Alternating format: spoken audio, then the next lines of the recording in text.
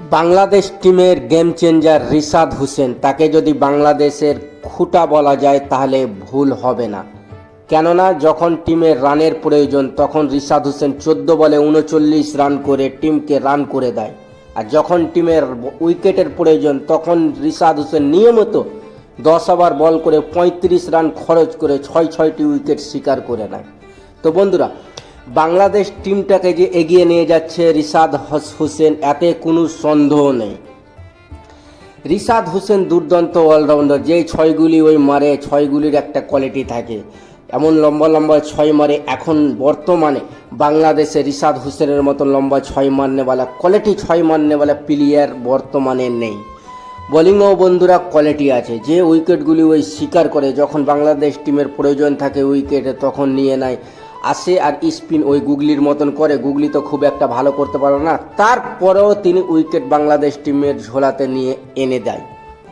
কেননা যেই ম্যাচটা বাংলাদেশ হারতে একেবারে 100-র মধ্যে 99% বাংলাদেশ হেরে যাচ্ছে, ওই ম্যাচে বা রিশাদ হোসেন গেম চেঞ্জ করে বাংলাদেশের ঝোলায় ম্যাচটাকে জিতিয়ে এনে দেয়।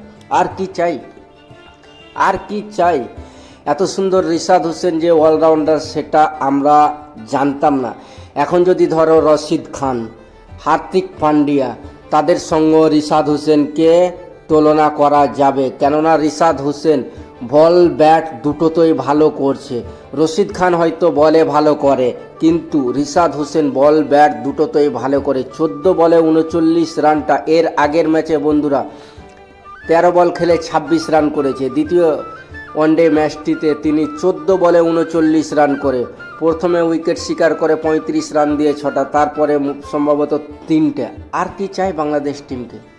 এরকম যদি অলরাউন্ডার অন্য অন্য টিমে থাকে তাহলে টিম অনেকটা সম্মান দিয়ে তাকে শক্তিশালী হিসাবে দেখে, কিন্তু রিশাদ হোসেনকে তেমন করে দেখা যায় না। কেননা তিনি একটা ছোট দল বলে তাকে খোঁচা দেয়। তারপরেও রিশাদ হোসেন নিয়মিত বল আর ব্যাট করে রান আর উইকেট শিকার করে নেয়। তো রিশাদ হোসেন বন্ধুরা বাংলাদেশের সবচাইতে এখন বিশ্ব ক্রিকেটের ফেভারিট প্লেয়ার। কেননা তিনি উইকেট যেভাবে শিকার করছে, যেভাবে ব্যাট বল দুটোই ভালো করছে, তার কারণেই পরিচিত পেয়েছে বাইরের দেশে। তো বন্ধুরা, এতটুকুই।